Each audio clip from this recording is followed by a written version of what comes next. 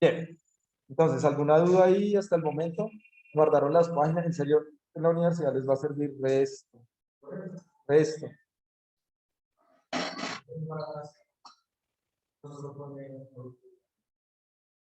Al final o sea, tú primero escribes toda tu idea en el parafraseo y cuando acabes esa idea antes del punto, pones el autor y el año y ya, sin página ni nada. Al final, claro, mira,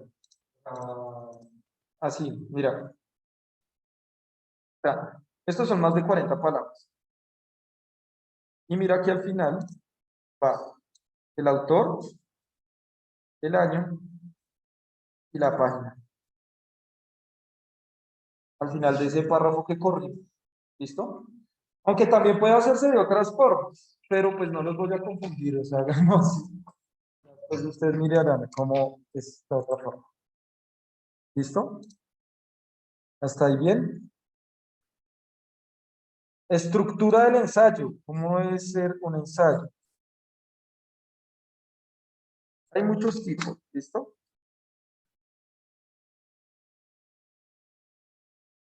Entonces, el ensayo lo vamos a hacer como, más o menos como este, ¿listo? Pero yo ya les digo qué partes vamos a tener en cuenta, ¿listo? Entonces, primero, un título, ¿listo? El título pues debe ir así, centradito, normal.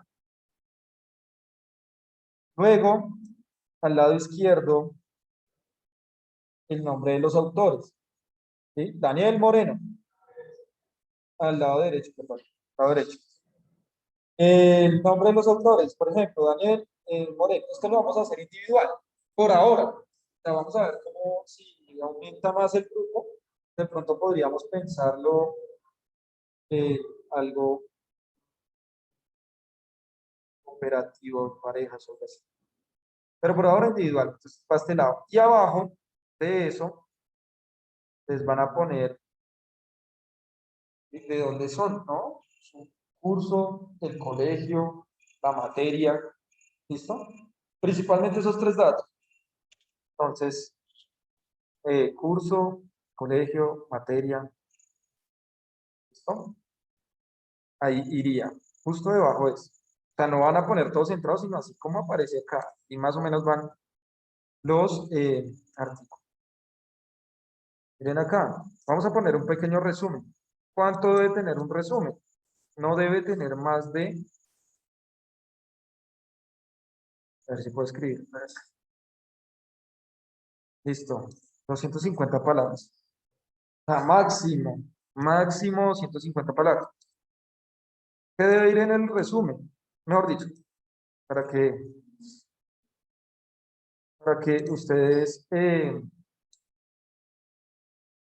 eh, lo hagan bien. El resumen es lo último que se hace. O sea, va primero, pero es lo último que ustedes deben hacer. ¿Por qué? Porque, como su nombre indica, es el resumen de todos los apartados del ensayo. Entonces, ustedes deben tener en el resumen incluso una pequeña conclusión. Y usted solo tiene conclusiones cuando acaba el trabajo, no antes. ¿Ah? Lo que pasa es que el resumen está pensado para que una persona que haga una consulta, y eso es un consejo que les doy a ustedes cuando vayan a escribir un ensayo, no se pongan a leer artículos como locos, sino lean solo los resúmenes. Entonces, digamos, si yo quiero hablar del calentamiento global en Colombia y alternativas, pues yo busco ensayos de eso en Google y me van a salir artículos con resumen. Yo lo que voy a hacer es leer el resumen y si en el resumen yo veo que hay algo que me sirva, ahí sí me leo el resto del artículo. Pero si me pongo a leer el resto del artículo, pues puedo perder mi tiempo porque puedo decir, uy, no, esto no me sirvió. Entonces necesito buscar otro artículo. Entonces, para eso es el resumen, ¿sí? Para que otros autores lean y comprendan de qué se trata el estudio. Y si les sirve, pues lee el resto del artículo. Si no, pues busca otros resúmenes y así es como uno empieza como a buscar. ¿Sí? Entonces, cuando ustedes vayan a buscar información para su ensayo, lo que van a hacer es leer el resumen. ¿Sí? Y entonces, por eso es que primero va el resumen. Entonces, ustedes tienen que concretar, mejor dicho, en el resumen ustedes tienen que hacer súper llamativo su trabajo. O sea, como vea, esto es la ley, esto es lo mejor de lo mejor. ¿Mm? Entonces, miren, este resumen de acá, por ejemplo, es muy largo. No es un resumen. Miren esto, o sea, eso es un texto muy largo. Entonces uno ve eso y uno es como, uy, no, no, voy a buscar otro artículo. ¿Sí? Entonces, vean, uno resumen, venga a ver y buscamos uno, a ver si hay uno por acá, chuchichan. Lo que pasa es que no hay resúmenes, estos ya son otros apartados. Bueno,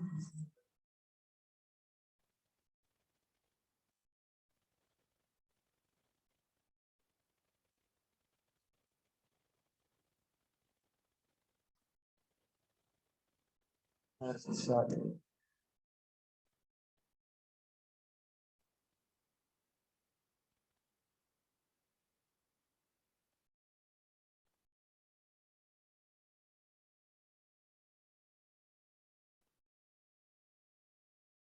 A ver,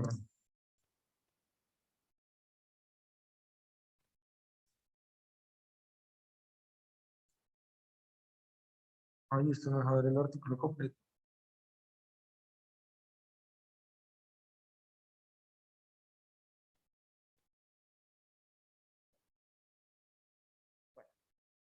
Este es un artículo que escribí hace un tiempo ya. Entonces, más o menos así va a ser la estructura, ¿listo? Entonces va el título, van los autores, acá. Bueno, ustedes si quieren, a mí me gusta mucho usar estos numeritos para poner acá abajo, se llama pie de página, pues los datos. Si ustedes no quieran ponerlo arriba, pues pueden ponerle la pie de página y ahí le ponen. Y el resumen, entonces miren acá, este resumen. Este resumen se ve como ancho, pero es porque, por el tipo de letra que pedía esta gente, que era 14. ¿Listo?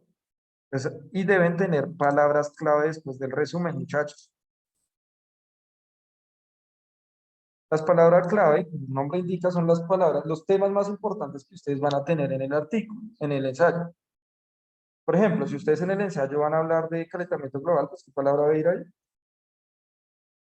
Uf, este man es un genio. Uf, está re inspirado Miguelino. Oh, listo. Impacto ambiental, ¿sí? Presión social, no sé, políticas ambientales, bueno, lo que vayan a usar que ustedes consideren que sea importante. Se puede organizar de dos formas. La primera, las palabras clave se pueden organizar en orden alfabético o se puede poner en orden de importancia de las palabras.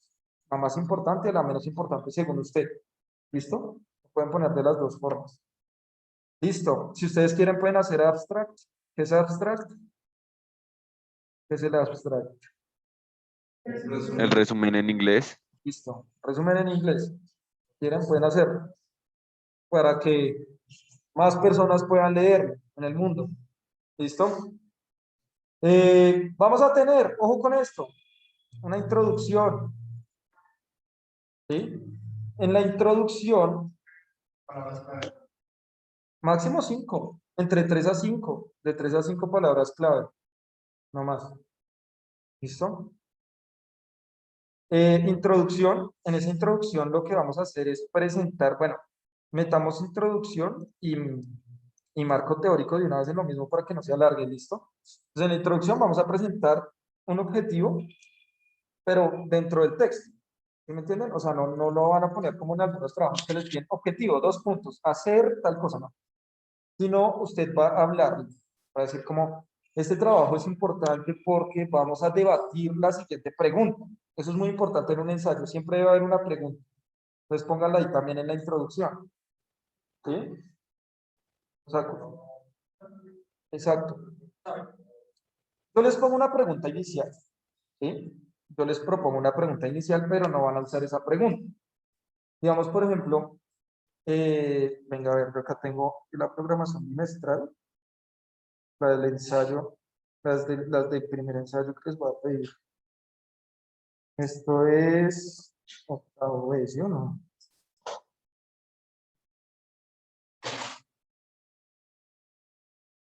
Listo, dice acá, ¿cómo los aspectos biológicos influyen en las prácticas sociales? ¿Sí? Esa es la pregunta inicial que yo propongo. ¿Cómo los aspectos, eso es mi tesis de maestría, ¿sí? O sea, es obviamente mucho más explicada y desarrollada, es muy compleja, pero me gustaría ver ustedes cómo argumentan qué relación hay o si no hay relación entre los aspectos biológicos y sociales. ¿Sí? Esa es la pregunta inicial, pero entonces ustedes en su ensayo se hacen su propia pregunta, ¿sí? Así como si fueran esquizofrénicos. A ver, amigo Sorio, ¿tú qué quieres saber de las prácticas sociales? Entonces tú puedes escoger una práctica específica. ¿Sí? Entonces, por ejemplo, Checho, ¿qué es lo que más le gusta hacer en su vida? Listo, jugar fútbol. El fútbol está determinado a lo biológico, ¿sí? O de qué forma el fútbol puede influir en lo biológico, o de qué forma lo biológico influye en el fútbol. Bueno, tú mismo escoges la pregunta. ¿Sí? Como, uy, yo quiero abordar de todo eso porque el tema que yo les pongo es muy amplio. ¿Cuál es específicamente el que yo quiero abordar? ¿Sí? Cada uno lo escoge. Esa es la cuestión. Entonces, eso va a ir en la introducción. En la introducción también vamos a meter un poco de marco teórico. ¿Qué es marco teórico? Autores que hayan hablado de ese tema o que me den fundamentos de ese tema. Entonces, yo voy a hablar del fútbol. Entonces, puedo buscar autores que hayan hablado del fútbol y la biología, del fútbol y el medio ambiente. ¿Mm? Sí, claro, esa es la idea. Re loco. ¿Cómo así? Me hago la pregunta y no la respondo. Sí, de eso se trata. Pero, o sea, no es una, o sea, digamos, la idea no es hacer una pregunta como, me voy a corchar, ¿no? Sino es una pregunta para argumentar.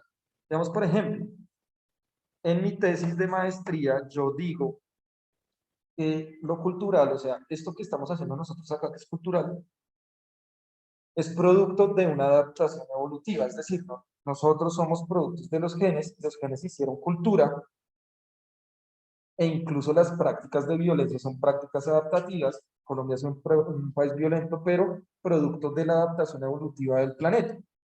Y uno puede decir, sí, claro, es re obvio. Ahora, ¿dónde están las evidencias? En mi tesis. Entonces yo reviso muchos trabajos y empiezo a hacer un análisis. Y es en la discusión, que ya más adelante les voy a decir en qué parte va, donde uno da su argumento. O sea, algo que uno no lo puedan tumbar. ¿Sí? Que usted tiene que estructurarlo también, que nadie le puede tumbar ese argumento. ¿Listo? Para eso es el ensayo. ¿Sí? Muchos ensayos. Ahorita les voy a leer antes de acabar la clase, tal vez alguno que se lo había leído antes, ¿sí? Que es la ilustración de Manuel Kant, para que entiendan un poco cómo es que se estructura un ensayo. ¿Listo? Entonces, en introducción, hacemos como una apertura al texto porque es importante, ahí vinculamos un poco el objetivo. Lo que se busca con este texto es vincular la relación de las prácticas sociales con el fútbol y ver de estas cómo influyen en, no sé, lo que quiera hacer Checho, ¿sí? Y eso lo van diciendo, lo van contando, la importancia de este artículo. Eso es muy importante en la introducción, hablar de la importancia de ese texto. Y luego ponen ahí un poco de marco teórico. Entonces, ¿qué es el fútbol? Si quieres, un recorrido histórico del fútbol, porque hablar de fútbol es importante, qué relaciones del fútbol y el medio ambiente, pero muy teórico, muy de libros. ¿Listo? Luego de eso, bueno, acá dice metodología, pues no vamos a hablar de metodología porque no es una investigación ni nada. Vamos a hablar de una, vamos a pasar de la introducción, ¿sí? Que tiene marco teórico, para no separar el marco teórico, de una a la discusión, que es lo más importante. La discusión. Ahora, Osorio, no es que se vaya a dar en la jeta a sí mismo. ¿Qué? ¿Cómo así? No, así no es. No. La discusión es el debate como tal. O sea, cuando usted pone sus argumentos, vea, yo creo que sí influye el fútbol en las relaciones, en las prácticas sociales por esto, esto y esto y esto y esto y esto. ¿Sí? Y así usted va a generar unos muy buenos argumentos. Es lo más importante, escribe ahí grande, la discusión es lo más importante del artículo, es donde el profesor Miguel se va a centrar a leer más que todo. O sea, lo otro es lindo, lo otro es forma, ¿no? Pero lo más importante es la discusión, porque usted en la discusión es donde va a dar su argumento, va a poner su posición, va a ponerla de sentado, listo de lleno. en esa discusión. Ahí van citas en norma Zappa y todo normalito. Y por último, cuando acabemos la discusión, vea lo larga que es esa discusión. Vea, esto lo alcanzamos a hacer con ustedes. Ese experimento, el que hacíamos disección del céfalo de aves, no alcanzamos a hacerlo. ¿Nunca? Ah, qué triste. Conclusiones. Y luego de la discusión vamos a hablar de conclusiones. ¿Qué son las conclusiones? Otra vez usted va a volverse a hablar a usted mismo. Cuando acabe toda esa discusión, usted va a decir, venga, ¿qué aprendí? O sea, de toda esta cosa que aprendí. Y eso lo va a poner en conclusiones. Entonces, el proceso del fútbol no tiene nada que ver con el medio ambiente porque algo muy concreto, muy corto. ¿Sí? Miguel, ¿de qué de qué le gustaría hablar? ¿Qué le- ¿De qué? ¿Qué es lo que más le gusta hacer en su vida? ¿Listo? Eso puede ser, digamos, cómo las dinámicas de sueño pueden afectar mis propias prácticas sociales. ¿Sí? O mejorarlas, no sé, tú escoges la pregunta, pero entonces tú al final en las conclusiones vas a decir, bueno, eh, habiendo abordado el anterior trabajo, se puede concluir que, o sea, cuando tú dices se puede concluir que aprendí que el sueño realmente genera X o Y cosas en las prácticas sociales, por esto y esto. Fin. Algo muy concreto, son las conclusiones, son lo que yo aprendí. ¿Listo? O sea, la discusión y las conclusiones son lo más importante. Y finalmente, referencias, lo que Elizabeth me preguntaba, lo de referencias organizadas en normas APA. Ustedes dirán, venga, profe, pero esto está mal hecho porque usted puso mal la sangría. Esto está organizado así porque así lo pedía la revista. ¿Sí? O sea, tocaba ponerlas así y así era como la revista pedía la publicación. Pero ustedes la hacen con sangría francesa y ya, después de referencias, ya, ahí acaba. ¿Listo? ¿Quedan claras las partes? Fácil, difícil, complejo. ¿Melo? ¿Melo? ¿Y virtuales? ¿Sí entendieron? ¿O están dormidos? Me preocupa yo sé cómo va el tour.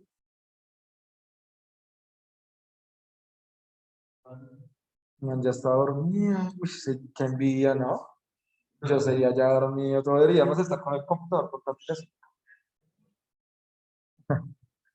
¡Yo sé!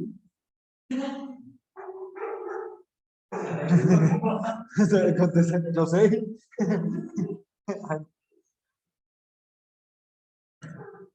No, yo sé, estás pero foqueado. Se nota que prestó atención. Quiero ver esos ensayos. Sé que es mejor estar presencial. Por lo menos les da pereza, pero no pierden esos datos.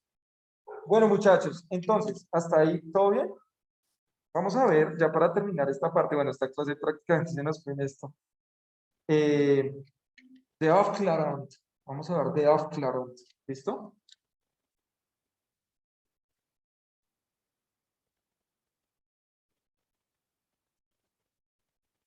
Mire, este es un ensayo. Lo que pasa es que, eh, dice Osorio, ¿qué es eso? De Aufklärung es ilustración en alemán. Immanuel Kant era alemán, entonces este artículo originalmente se llamaba De Aufklärung. ¿Bien? Vean. Entonces, Immanuel Kant, ¿qué es la ilustración? Esto es un ensayito que se escribió de 6 paginitas, muy bueno. ¿El profe Redigo no se los ha puesto? Buen texto. Se los quiero leer por dos cosas. Primero, pues miren, si ustedes quieren en un ensayo, como así como hace Immanuel Kant, no poner títulos, están en todo su derecho de hacerlo. O sea, si quieren no poner, bueno, el resumen sí, obligatorio el resumen. Pero si no quieren poner introducción, si no quieren poner discusión ni nada, sino todo hacerlo de corrido, así como hace Immanuel Kant, lo pueden hacer, ¿listo? Lo pueden hacer. Kant es muy teso, como ustedes se dan cuenta, acá no usa ninguna referencia, sino es solo un acto de pensamiento de él, que eso es muy difícil, hablar sin referencia. Pero pues era Kant. Y lo otro es para hacerlo sentir como nos hace sentir Kant, como tontos cuando leemos el primer párrafo. Lo voy a leer. No, no, no a ustedes, no, sino a todos los que leemos Kant. Dice, la ilustración es la liberación del hombre de su culpable incapacidad. Ya, fin, ya, con eso le metió 3 patadas en la cara. Le está diciendo que usted es incapaz. En esas líneas, en esas palabritas, dice, la ilustración es la liberación del hombre de su culpable incapacidad. Usted es un man incapaz y es culpable de su incapacidad. Es lo que le está diciendo el man ahí. Usted es un inútil. ¿Cuándo deja de ser inútil? ¿Cuándo entra en la ilustración? Dice, la incapacidad significa la imposibilidad de servirse de su inteligencia sin la guía del otro. O sea, cuando usted es capaz de pensar por sí mismo, ¿sí?, logra entrar en la ilustración. Pero si usted necesita que alguien le diga cómo tiene que pensar, como pasa políticamente en muchos países, no estás haciendo nada. Y para hablar de calentamiento global, necesitamos pensar por nosotros mismos, ¿sí? Porque necesitamos hablar de ambiente. Ya después veremos qué es el ambiente.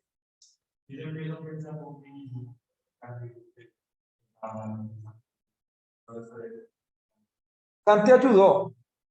Kant te ayudó a liberarte, pero no estás repitiendo lo que dice Kant, sino tú ya estás empezando a ver el mundo como más desconfiado. Por ejemplo, si Kant te dice que tú... Así. Así. Depende. Claro, entiendo el punto. Pero obviamente nosotros siempre necesitaremos del otro para poder pensar.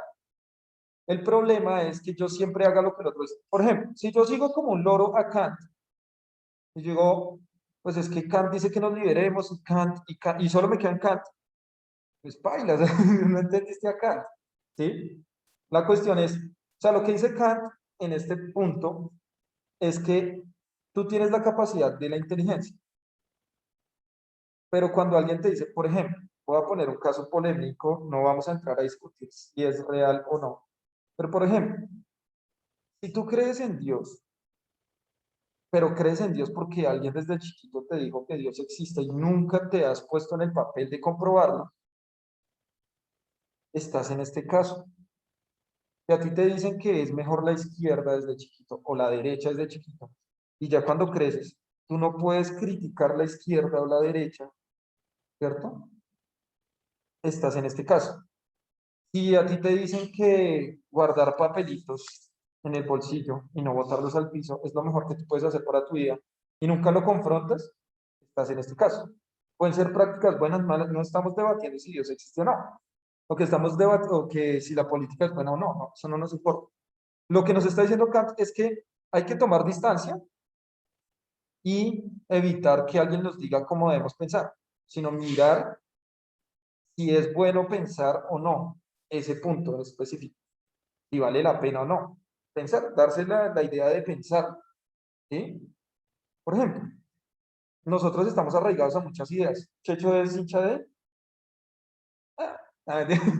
Nacional. ¿Por qué es hincha de Nacional? ¿Desde qué edad?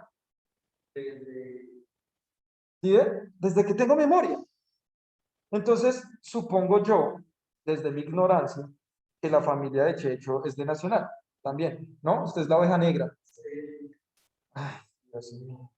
Entonces, pueden ser muchos factores, ¿sí?, que influyeron, que porque tiene más copas, que porque tenían buen fútbol, que porque el narcotráfico los ayudó, no sé, son muchas cosas. eh, no es el único, ¿no? Millonarios, América, Cali. eh, Son muchos factores, pero cuando uno dice desde que tengo memoria, es porque hay una idea que se arraigó y entonces, digamos, y ya socialmente, digamos que Checho diga, no, yo no voy a apoyar a este equipo porque en algún momento tuvo ayuda del narcotráfico, entonces voy a ser hincha de, no sé, digamos que, no sé, de la Unión Magdalena. Entonces la gente va a empezar a presionar, viste, van a revoltear, ¿sí? Porque socialmente ya hay una presión también. Entonces, si usted tenía cierta forma de pensar, pero él sería libre también, porque dijo, oiga, esto está mediado por formas de corrupción. Y entonces yo no puedo apoyar esto. Y entonces se cambia. O por la decisión que sea. Pero está tomando distancia para pensar por sí mismo. ¿Sí?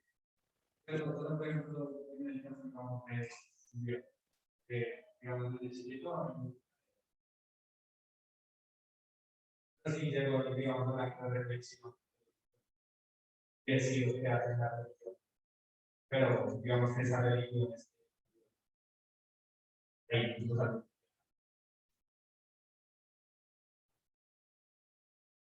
Sí, claro, digamos que uno puede hacer esa relación desde, digamos, como, eso sería, hay una vertiente del catolicismo que piensa eso, ¿sí? O sea, como que el Dios es el todo y tiene la voluntad sobre el todo, ¿sí? Entonces eso sería muy complicado. Eso impediría un poco la voluntad del pensamiento. decido, pero mi decisión para, para que hagan las cosas. Yo también. Yo pensando en mí, pero Claro, ahora, acá hay algo, dos cosas importantes. La primera es que tú no puedes salir de un sistema, ¿sí? Es decir, si tú puedes salir de, o sea, lo que dice Carles, tú puedes pensar por ti mismo, pero eso no implica salirte de un sistema, porque cuando tú empiezas a pensar por ti mismo, también te arraigas muchas cosas, ¿sí? O sea, también te apegas a muchas cosas, a muchas creencias, a posturas políticas, religiosas, ¿sí? Eh, y digamos que, no sé, no es posible totalmente desprenderse de eso, pero no se trata de desprenderse totalmente de eso, sino hacer el intento de desprenderse de eso, ¿sí me entiendes? De que no te estén. Claro, porque igual a ti te están controlando todo el tiempo. Digamos, si nosotros nos pusiéramos en eso, no estaríamos acá sentados. Yo no estaría dando clases, ¿sí? Porque a mí me dicen que yo tengo que enseñar, pero ¿quién me dice? El sistema económico que me dice que tengo que pagar deudas, que tengo que comer, que tengo que ganar dinero, ¿sí me entiendes? Pero también debo, o estoy éticamente en la obligación de pensar también dentro de mi práctica cómo salirme de esa forma que me obliga a pensar. Una cosa es que yo diga, no, vamos a hablar de temas solamente, ¿qué es la célula, muchachos? Ya, profe, pero la célula que tiene que ver con la porción, no toquemos esos temas porque no tienen nada que ver y me van a castigar. Bueno, pues yo tenía muchos problemas. Este man habla resto de cosas sociales, pues es que somos seres sociales, o sea, es como difícil no hacerlo, ¿sí? Y la próxima clase para entender eso también, por ejemplo, vamos a entender a San Francisco de Asís. ¿Mm? San Francisco de Asís es un man muy importante para entender la biología, sobre todo la ecología. Y pueden leanse algo del man y la otra clase lo debatimos. ¿Listo? Voy a terminar de leer esto y los amigos que están virtual pues no se vuelven a conectar. Esta incapacidad es que hoy les dejo una actividad en NormaClick. ¿Listo? Hoy les dejo una actividad en la tarde en NormaClick. Es muy fácil, 2 minutos, muchachos, pero no se les olvide que se cierra hoy mismo. Escríbanla ahí. Hoy mismo se cierra. Es un pantallazo, es una actividad, creo que es una sopa de letras. Entonces le toman pantallazo y pin, si en el pantallazo a NormaClick. ¿Listo? ¿A qué horas qué? 11:59. ¿Listo? Dice, esta incapacidad es culpable porque su causa no reside en la falta de inteligencia, sino de decisión y valor para servirse por sí mismo de ella sin la tutela del otro. Es lo que estamos de hacer. Sapere aude, ten el valor de servirte de tu propia razón. Y aquí el dilema de la ilustración. No quieres ser individualista,